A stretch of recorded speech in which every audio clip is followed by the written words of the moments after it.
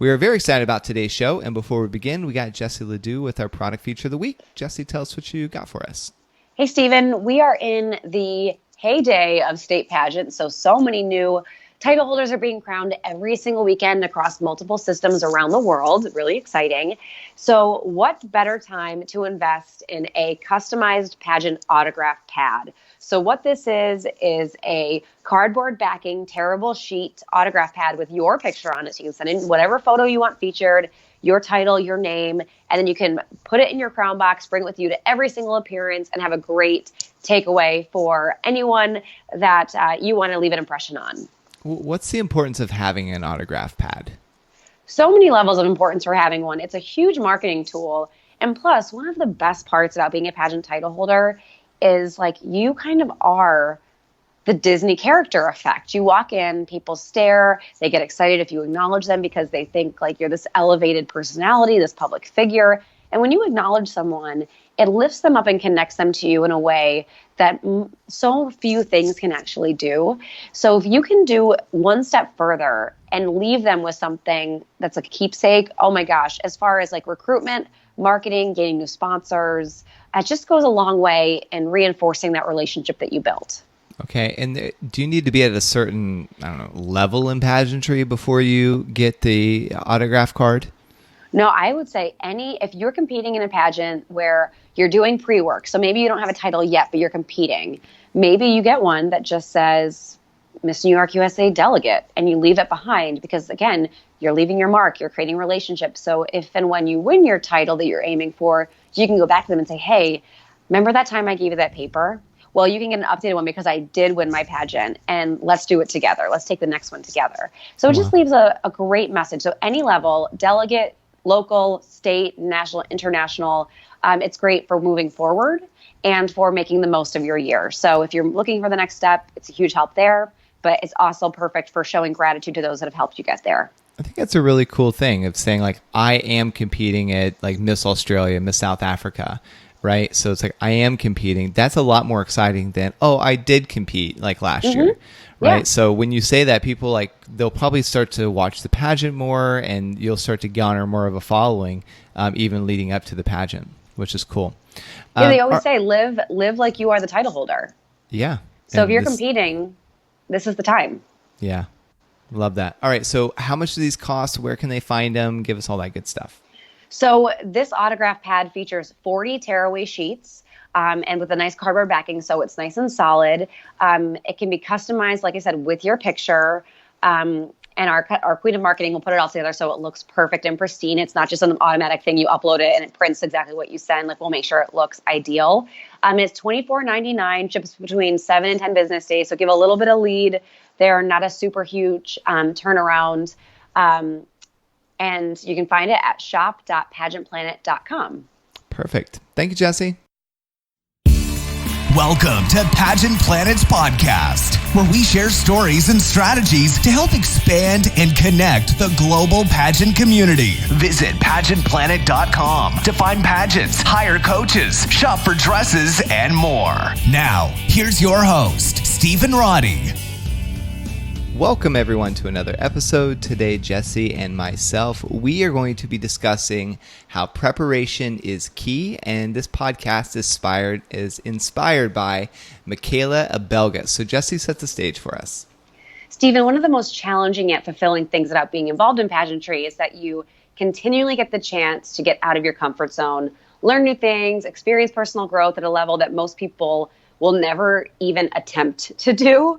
And if you're new to pageants, you may watch those pageant contestants that are more experienced and wonder how they make like literally every move look seamless, smooth, easy. And we want you to know that those contestants may make it look easy, but the truth is they've practiced religiously and honed their skills over time. And at one time they were just like you, brand new as well. Yeah, it's completely true. I mean, everyone starts off at the exact same place. Sure, like someone might be like naturally pretty or gifted in some way or have a talent that comes easily to them, but every contestant has their own path of growth and no one is perfect, and certainly no one starts off perfect. Mm-hmm. And the reality is everyone struggles with something about themselves that they must change or improve upon. And that's part of the process of being involved in pageants. And Stephen, in your opinion, What are some of the struggles contestants come across? Sometimes the things that contestants struggle with are tangible things that have to change. Maybe they need to work on their, let's say, communication skills or improve their fitness level or become more adapt to like on-stage performance. But sometimes the things they struggle with like come from realities that you cannot change, such as like the height or like where you live in the world or even your social economic background or your age or things like that. Well, if you are around pageants long enough, you're bound to hear all kinds of opinions about what makes someone successful and what things will actually prevent you from winning a title. For example, some people will say that in order to be successful in the world of pageantry, you absolutely must be tall. Like, what the heck? Not true. Olivia Culpo, 5'5", 5'6". Others will 5'4" and 3/4", but who's counting? Others will say that if you're past a certain age, you'll be limited in what you can do. And still others believe that being, quote unquote, too young will hold you back as well. And there's like with coaching clients, they come to me and they are the youngest person in their division. And we say, how can we make you feel like you are on the same level or appear as though you're on the same age? Because if you're 18 competing with a 30-year-old, it's just not quite the same. So we can't have an 18-year-old wearing a bubblegum pink dress in a Miss pageant, which is competing with women 30 years old. We have to do what we can to be on brand. So if feminine is one of her words, maybe it's the design of the gown, but not the color so innately feminine like a pink. So you have to work within that to make sure that you are fulfilling yourself in the pageant you're competing for. Yeah, and when you're faced with situations that you're not able to change, you've really got to decide whether or not you're going to allow those things to be a hindrance to your pageant career, or if you're going to find a way to make those things work for you. And this is true in all aspects of your life. I mean, even for business or job interviews or even the world of dating, you know, it's like either you make those assets work for you or you use it as a crutch or an excuse as to why you're not able to accomplish something. So let's talk about like Michaela and kind of her journey here, because she has a little bit of a unique backstory for someone that's been so successful in the U.S. pageant circuit. And she's like one of those rare people who refused to allow the things she couldn't change, like we just talked about, like age, height, background, et cetera, from achieving her dreams. And she did not allow the fact that she was born in another country or the fact that she's extremely petite or the fact that she was young, like I just said, prevent her from competing in pageants and ultimately winning 5 national titles before age 22.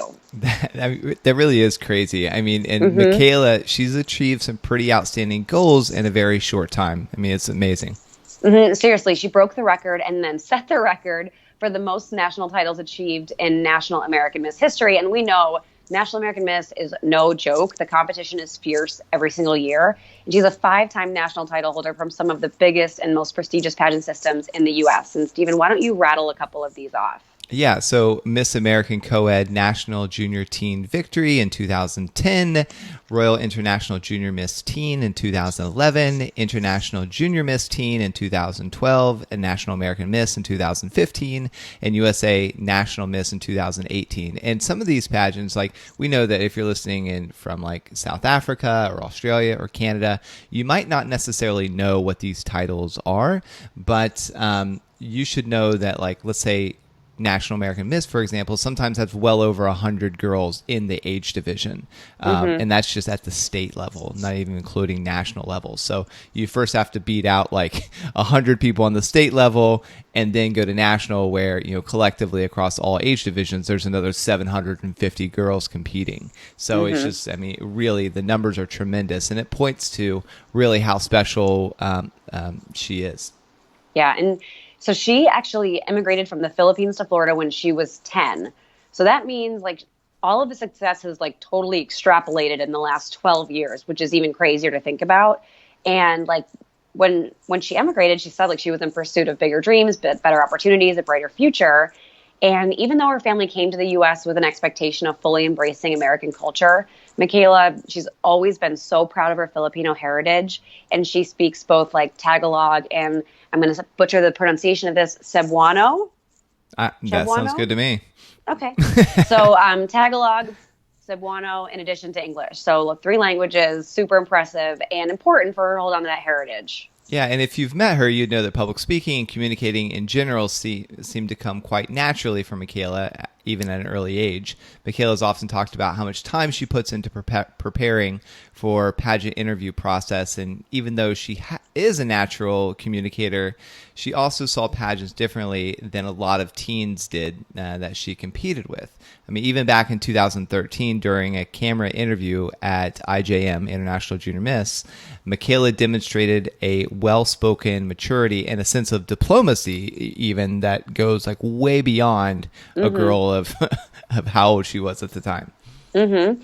And when she was asked like what advice she'd give to someone who was interested in trying out pageants, she said, and this is a direct quote, she recognized that pageantry had a bit of a bad reputation to most of the public due to sensationalism media in shows like Toddlers and Tiaras. But to her, pageants were a great opportunity to explore and a wonderful way to meet other interesting girls, grow as a person, and not only as a pageant competitor. And her attitude is that pageants are a wonderful way to grow as a person. And one of the main things that always set her apart from the majority of pageant contestants was that she did approach it as a holistic experience. And we'll get into that more in a little bit. Yeah, and I'd say that like most teenage girls that I met in the industry, she obviously enjoyed the glitz and the glamour of of just participating in pageants and being on stage when she started out. But her mindset early on was clearly on the bigger picture of what she was trying to accomplish in her life holistically. Mm-hmm. And there's no doubt that pageants like are a blast because you do get to dress up in pretty clothes, hang out with interesting people, attend social events. But if your ultimate goal is improving yourself or winning a title, at a certain point, you have to be able to view the bigger picture of what you're trying to achieve. And that's something that Stephen, you and I talk about probably every single week. And when you can step back, be objective, and grasp that bigger picture of how you like your immediate pageant goals fit into the larger picture of your overall life, like your education or career goals and your personal growth, you will get so much more out of participating in pageants because the rewards you receive are so much more than like the plaque or trophy that will sit on the shelf and collect dust for a million years. Yeah, I love that. And I mean, I feel like this could be a coaching moment here.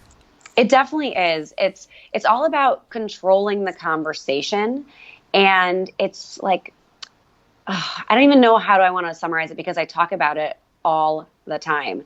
So if you just go in there and you answer questions about like Pepsi or Coke and you tell them which you prefer and they ask you all sorts of fluffy questions, you walk out of the room, you've told them no reason why they should crown you. So if you are bringing in portions of your life normally, like I know Michaela's goal is to become a doctor. I doubt when she has her interview room, she ever leaves without saying that she wants to be a doctor, even if it doesn't come across. So it's bringing all those different aspects into your life, into the interview room, so they really get to know who you are outside of your quest for the crown. And the great thing about interview is you can literally practice it in every conversation. Mm-hmm. Like, I mean, I was like, I was hanging out with some friends, and it was like I spent all day with them, and it was good. I enjoyed their company, but literally they're just sitting there waiting for me to ask them the next question. And I'm like, ugh. And then by the end of it, I was just so drained. It's a lot of pressure. Yeah, I'm pulling out, and then like if finally if they get into a rhythm and they ask for like if they start telling a story, and I'm like, okay, I'm into the story, and then the story stops, and I'm like, I mean, a conversation should be a tennis match, where like I hit the ball to you, you hit the ball back to me, I hit the ball to you. It should go back and forth. It should not be one-sided. So like if someone asks you something, you can just very easily in a conversation practice if you're in an interview room to how to keep the conversation interesting to them. Because if you're as a judge, it's that if I'm sitting there listening to you and I'm bored with the conversation, I'm going to score you less than if I was enjoying the conversation. So when you're communicating, even with your friends on like a party or something like that, or on the phone, how do you make the conversational and enjoyable for them? And that will naturally translate to the interview room. Absolutely. So, when you can adopt like Michaela's advice about pageants and be focused on the personal development, even if you don't really walk away with the crown, you'll come away knowing that you're investing in your life, which was my immediate draw in to pageantry. And as an added benefit of having that mindset is that you're really able to connect with the judges on a much deeper level. And judges want to know that you do have a rich life outside of pageantry, and that winning the crown is not just an end in itself. They love to hear like what you plan to do with the title if you win. and just how you're going to use this opportunity to support your cause, promote a charity, support a larger life goal that you're invested in. And when you can talk about those big picture goals like Michaela does during interview, you show the judges that you are an intelligent, thoughtful person who has depth and integrity.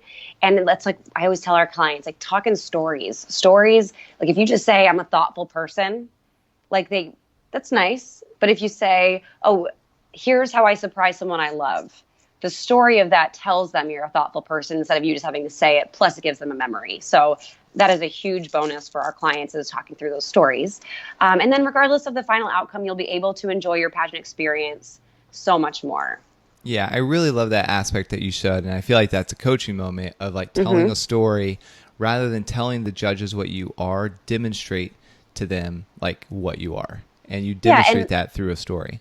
And we're going to dive in. This next coaching moment is like a lead in. So this coaching moment we're about to talk about is work with your tribe. And one of the reasons Michaela is so successful, we are going to get into. And I know we haven't quite gotten there yet, but one of the other unique things that Michaela has always had as part of the pageant arsenal is that her and her sister Keisha has also been actively involved with pageants as they've grown up together. And in addition to her sister's help, they not only they consider pageantry a family affair, and they get coaching help from their dad, believe it or not. And some girls, like, it might be difficult to have a sibling who's going after some of the same goals as you are. But for these two ladies, they've like really used the tribe in the best way possible. And it made their relationship a key part of their individual successes. Yeah, Michaela and Keisha, they work together to prepare for each of their respective pageants, helping each other with interview questions, coaching each other on stage modeling techniques, giving other constructive feedback, and generally just encouraging each other to grow together. I mean, that's so awesome to be able to live with someone who is pursuing that same goal as you and to be that support system.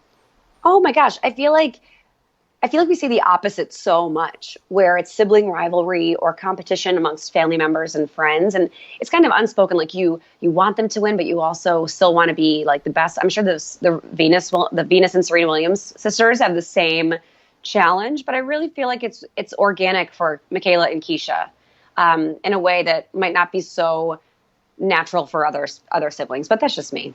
Yeah. Well, my dad always has the saying, like, people don't mind you getting ahead, just not ahead of them.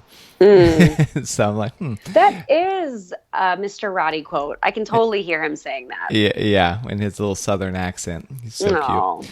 But so I think having someone so close to you who understands the demands of pageant prep can be such a rare gift. So if you have a family member or best friend who's also in a pageant, like, take advantage of that and let it be your secret weapon instead of something that you want to keep inside. Completely. And like at Pageant Planet, we always talk about the importance of, putting together your very own dream team. This is like a group of people who will serve you as like your pageant support group, or your pageant family, if you will. Their goal is to help you prepare for your pageant, encouraging you when you're down, helping to keep you on track, and generally just being there if you need a friend or advisor. A pageant support group is key, really, for anyone who has a big pageant dream that they're going after. But you don't have to wait until you win a major title to assemble your dream team. And in fact, if you're new to pageantry, like, we advise you to find those people who are going to help you along your journey as soon as possible. And this usually starts with your family and your close friends. But the reality is that, like, when you're new to pageantry, it also means that your family and friends are probably new to pageantry as well.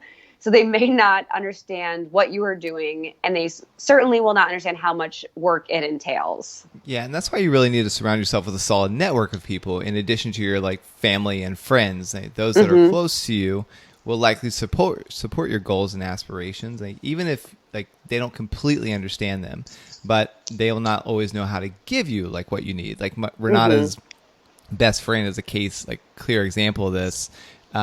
She no involvement in pageantry, no involvement in fitness competitions or anything like that. But Renata's like, hey, I'm doing this. And she's like, awesome.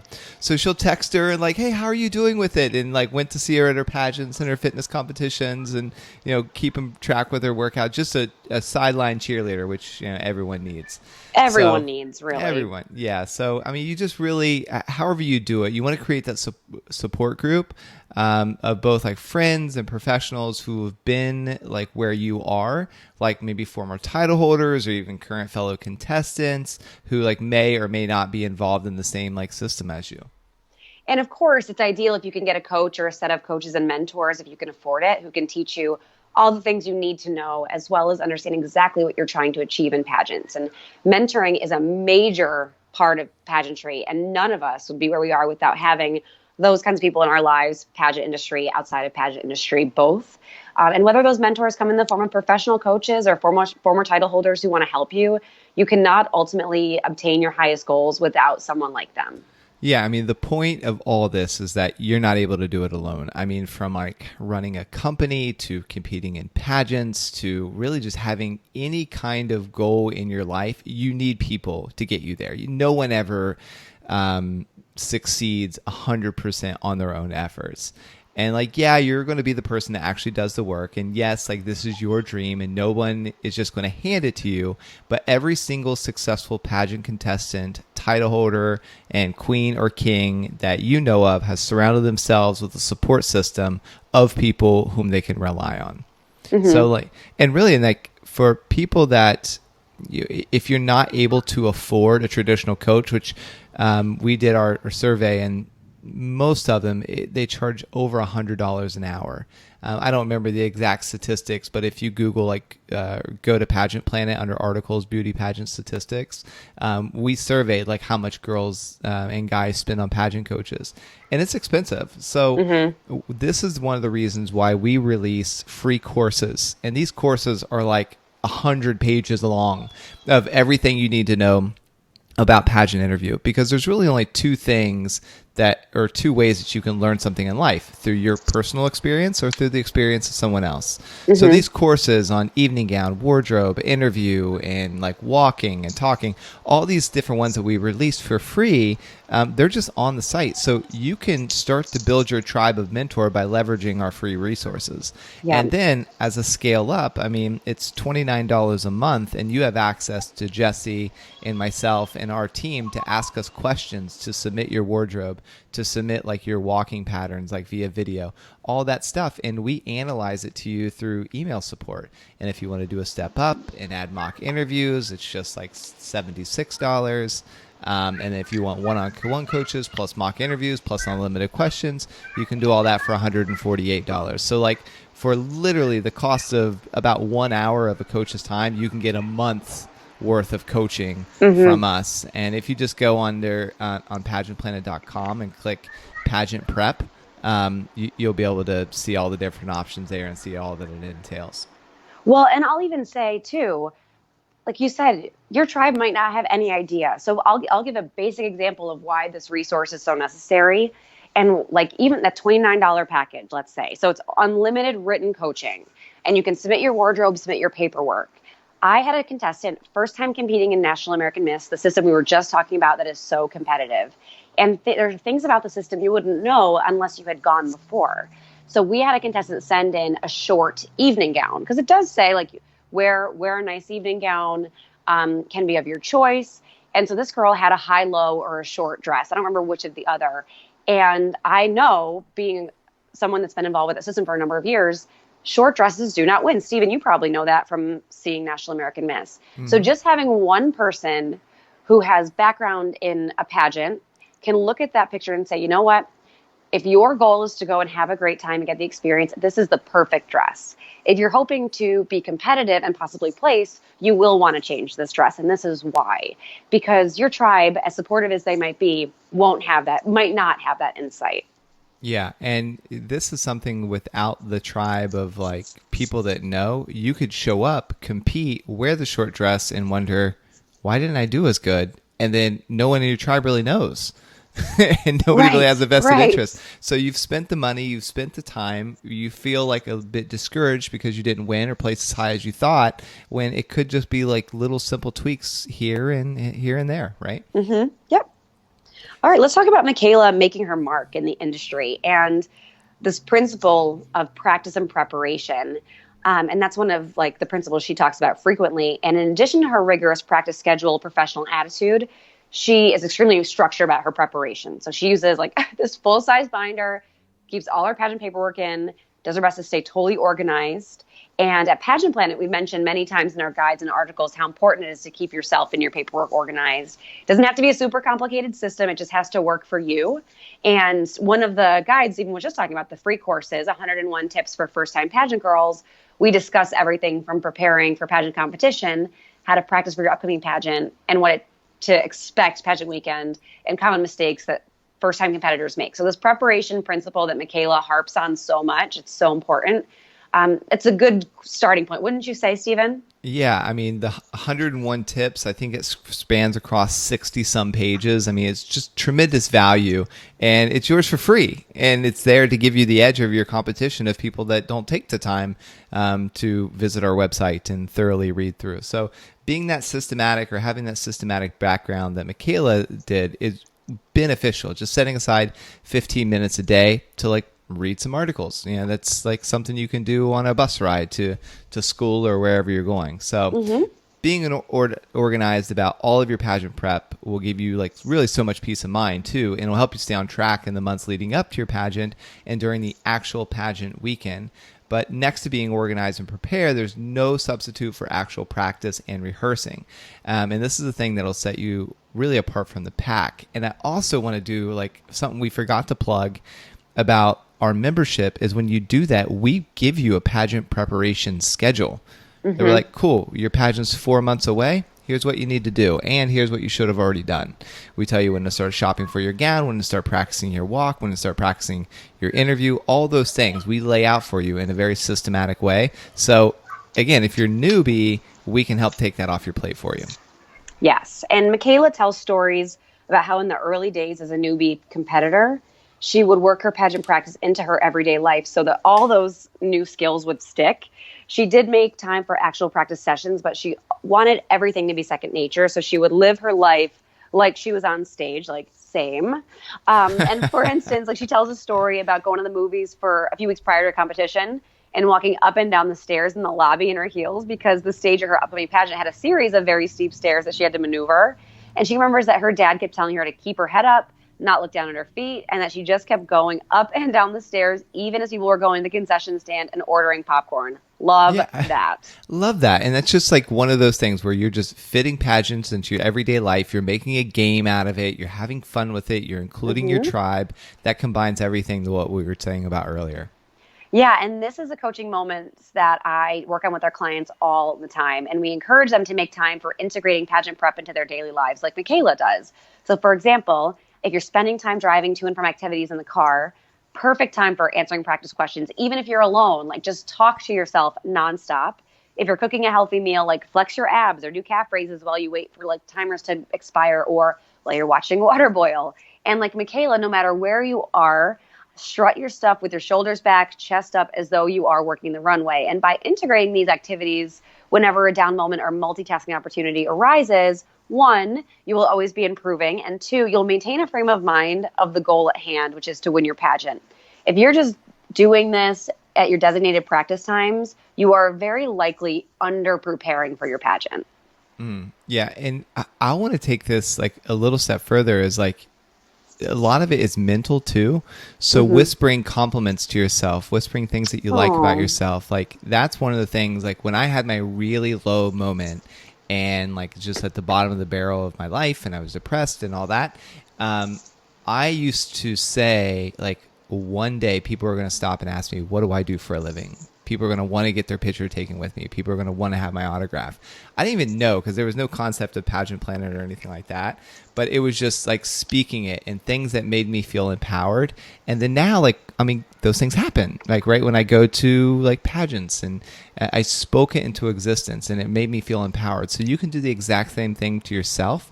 Regardless of where you are. Yes! Jesse taught me that irregardless is actually not a word, and that I say it a lot, so it's regardless, and that's one of the things I've been practicing on all week. Yes, I'm so proud. I could cry. I'm so proud. So regardless of of where you are, you can certainly do that, and that's something I still do to this day. Like I woke up. I took a nap on the beach last weekend, and when I woke up, I was kind of in that half day's sleep, and I started whispering like affirmations and scriptures that really make me feel empowered. And I wasn't in a dull moment, I wasn't in a down moment, but I do those things to keep myself uplifted and to keep myself filled. so that I can have a full cup so that, life doesn't stress me out as much. So hope that helps. And certainly, like, this is one of the reasons, like, Michaela's been so successful, is that she's not really taken anything for granted. She was born with a natural ability and natural beauty, but she knew that it's not enough. So she's always taken pageant prep very seriously, and clearly it shows. The champions are always the people who are willing to do what the rest of the contestants are just not. And the majority of people who watch pageants just think, contestants, title holders are just naturally beautiful girls, roll out of bed looking fabulous every day of their life, and they happen to be talented, accomplished, like intelligent, have loads of time to volunteer, know how to like organically walk up and down heels in a swimsuit, like, all that stuff. So, and it's just not like that. It's not. I thought, I mean, that's what you're like, that's how you won Miss International, right? It takes a lot of work for those that want to make it happen. So for those that participate in pageants on a regular basis, the reality is that, like, there can be months or even years of learning new skills, developing new behaviors, and long periods of practice where you might not have a crown. It's not an easy process. Like I said, it doesn't happen overnight. And all of those contestants who do make it all look easy, going back to the intro of this podcast, they've practiced for years to achieve that illusion that they roll out of bed and make it happen. So many incredible queens like Michaela were and are just regular girls who made a determined decision to go after their dream and work tirelessly to reach them. Yeah, and Michaela, she's an individual who made a decision early on to believe in everything that made her unique, who she was and where she came from, how she looked, and making the most of her natural abilities. But she didn't just wait around for something great to happen to her. She made the most of every opportunity that came her way and then applied that incredible work ethic that she is known for and went out and got what she wanted. And I'll say, despite valuing structure and trying to be fully prepared for her pageants, Michaela is very down to earth when she prepares for interview. In discussing her approach to pageant interviews, she says that she tries very hard just to see the judges as her friends and not people she has to impress. And this is a principle that she made her own and now tries to teach others. So she believes that, the judges, they want to see each contestant as a normal girl with normal interests, like probably binging Netflix. And she believes that, any contestant's greatest strength is their own unique personality and their power as an individual. And I love that. Yeah, and this belief is clearly one of Michaela's greatest assets and definitely a key point for anyone who wants to be successful in pageants. She's a young woman who not only knows who she is, but she values who she is. She has a peacefulness about her that clearly comes from her confidence of just being so totally herself. Her story is about perseverance and choosing to listen to the truth of her internal voice rather than being distracted by fear of the unknown or listening to the opinions of others. And here's some dedication for you. In 2011 to 2015, so that's ages of, so she calls it the ages 16, 19, and 20. Those are the years Michaela competed in National American Miss. After winning her final title, she wrote, after 3 state queen titles, 10 national titles, and the national queen title, I looked back on this beautiful journey and learned that it's truly not about the destination. It's about the growth, trusting in God's perfect timing, and never giving up on what may seem like a far-fetched dream.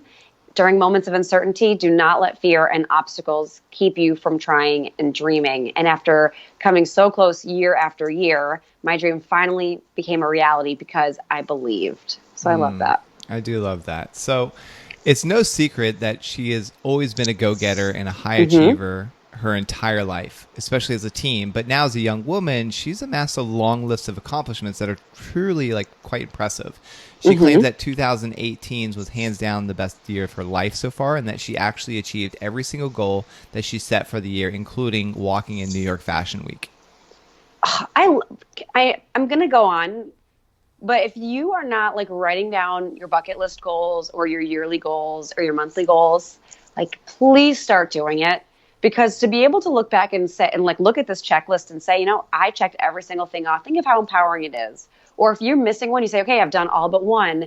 What can you do today to get there? And I just want people to make sure that they are keeping track of their goals because it changes how you approach every single day. But off the soapbox. Oh, go ahead. Well, no, I mean, I was going to say, Renata and I, Renata's my wife, for those of you that don't know, and we do our goals the beginning of every year. So around January 1st, give or take a week, we write down our goals, what we want to accomplish relationally, spiritually, like in our individual businesses. She owns a medical spa, I own Pageant Planet, and we write out those goals and then we put them on a piece of paper and we tape them to our bathroom mirror. And then throughout the year, as we check off certain things, we cross it off on the mirror. So every night when we're brushing our teeth, or in the mornings when we're brushing our teeth, we're looking at our goals and we're just kind of reviewing them as we're brushing our teeth. And then we have like monthly goals too that we like, and those are more like financial goals, and we put those on our refrigerator. And then after the end of the month, we review them. Oh, did we make it? Did we not? How close did we come? But it's just a game. And it really is amazing how much you can accomplish in a year if you just know what you want to accomplish. Exactly. Write it down. That's all it takes. Okay. So Michaela is someone whose life has been like totally transformed by the pageant industry. And because of her extensive experience and knowledge about competing, like her being a pageant coach, very natural. I mean, she has success across so many industries or so many systems. Like, it makes sense. So she owns Abelgas Pageant coaching and consulting. And I don't know if it's Abelgas or Abelgas, what the right term is. I say Abelgas because I heard it announced on stage like that once. Yeah. So I hope I'm not butchering it. I say Abelgas too. I say Abelgas too. Okay. I really think it's that. Yeah. Yeah. Let's go with it. Anyway, so Abelgas Pageant Consulting and Coaching. So she started that early 2018. And one of the coolest things about her business is that she and her sister decided to take their unique partnership to the next level. And now they both successfully mentor and guide young ladies in their journey toward the crown. So again, your tribe is for life, man. Yeah, it's the real deal. Yeah, because I mean, your tribe is now like in your wedding and, coming to your wedding, all that good stuff. But so Michaela, her social media touts like photos of successful clients, but being able to give back to other pageant girls who are walking down the same path that she previously walked is probably the most fulfilling thing that she does these days. In fact, Keisha and Michaela had 5 clients who became national queens at USA National Miss in the last 3 years, which is huge. As a result, Abelgas Pageant Consulting and Coaching announced that they are the official sponsor, the official national sponsor of USA National Miss. That's awesome. And we care more about the long game in pageantry. And like I said earlier, Michaela has always made her academic career a priority. And in May of 2018, she graduated from University of Florida, Bachelor of Science degree in biology and a minor in mass communications. That sounds really natural for her. And then she was accepted into a prestigious top 10 pharmacy school at University of Florida, where she began a Doctor of Pharmacy degree last fall. So just because she's about to add the title of doctor to her long line of distinguished credentials does not mean she was ready to hang up her pageant heels. And she has and always will be passionate about pageantry, whether that means pursuing a title for herself or helping others to reach their pageant dreams. But her resume really speaks for itself. Yeah, and in July of 2018, she won the title of USA National Miss 2018. And having won that crown at the national pageant held last summer in Orlando, Florida. So, and in addition to walking away with the national title, she's also earned the highest interview score and the National Casual Wear Modeling Award. And she said that she was so incredibly proud of herself for winning the interview award because that honor was something that she worked very hard for. And she's always put a lot of focus, as we mentioned before, on interview prep, and it's kind of become her specialty. And for most people, being a pageant coach, a national title holder, doctorate student, is pretty full schedule, I'd say.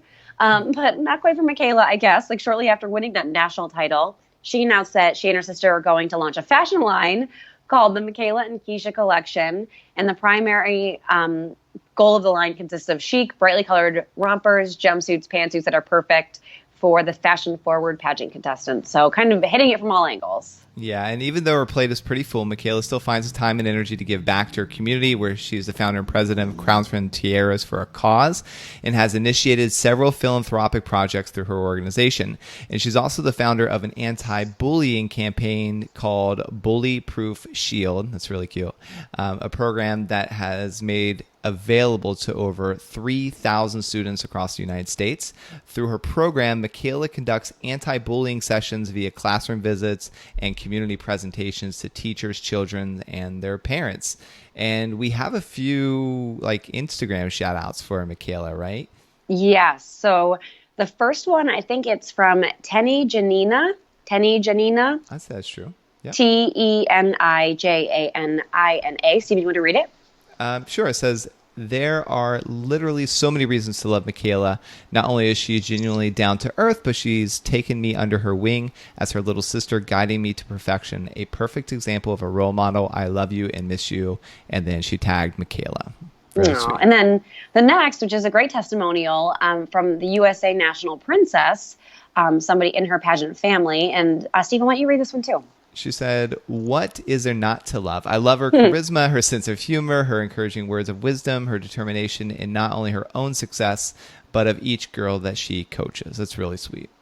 So I would say in conclusion for today's podcast, if you are just preparing to win a pageant, like you are doing it wrong. Being successful in the industry is about utilizing skills you're exercising in your daily life. Your interview skills should come from interpersonal conversations you're having at appearances, events, or other opportunities, and not just doing coaching questions, although that doesn't hurt.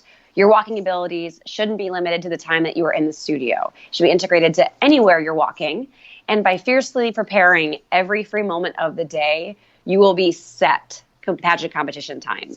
Yeah, Michaela Abelgas, she has left an incredible legacy of service and achievement in the pageant world, but we have the feeling that she's far from done with her pageant journey. She's one of those like one-of-a-kind people who inspire us and fascinates us and ultimately encourage us to go after our own dreams, because we know that she will never give up on hers, and she never will. So if you've enjoyed this episode or ones previous, please consider giving us a 5-star review on iTunes, Stitcher, iCloud, or all the other ones. Or if you're watching this on or listening to this on YouTube, please leave a comment or like it, and we will reply to all of those. Thank you so much for listening. Want to become a part of pageant history? Create a free contestant or business profile on pageantplanet.com to unlock hidden features and connect with other experts throughout the world.